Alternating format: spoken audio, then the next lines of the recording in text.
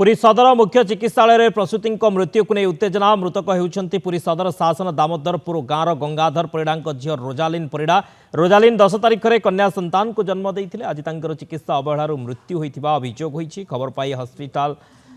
मातृ और शिशु जत्न केन्द्र में कुम्हारपड़ा थाना पुलिस पहुंची तदंत आरंभ कर मृत्युर सठिक कारण न जणाइबा जाए परिवार लोके मृतदेह नेबे नाही बोली जिद धरिछन्ति। सेपटे हृदघात प्रसूति मृत्यु होइथिबा नै कहिछन्ति सीडीएमओ अक्षय कुमार शतपथी। ए घटनार तदंत चली ओटी भितर को नहीं गले से मैडम नर्स दीदी आसिक कहते तुम झीर कंडीशन भल ना तुम तुम कौन हम मुझे बापा हेबी ना तुम गोटे दस्खत कर दियो मुझे दस्खत करी मो झील जो मो ठीक है मुझे करी ना मुझे सिग्नेचर कहीं करी ओटिंग नेले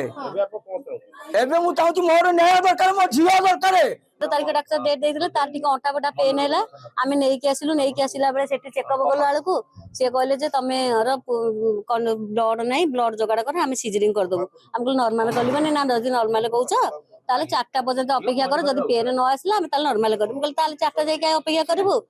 जानि कि ब्लड आमे जोगाड़ कर तमे सिजरिंग कर ना हाउ सिजरिंग करले ब्लड आउ नेलेनी ताप जानुछ तो ब्लड नाही पिला फुली फाली गलानी तम तार ट्रीटमेंट करबो ना नाही पिला जानु देखिबे से सोइचे एडी गोटे पेट फटाई कि फुली गलानी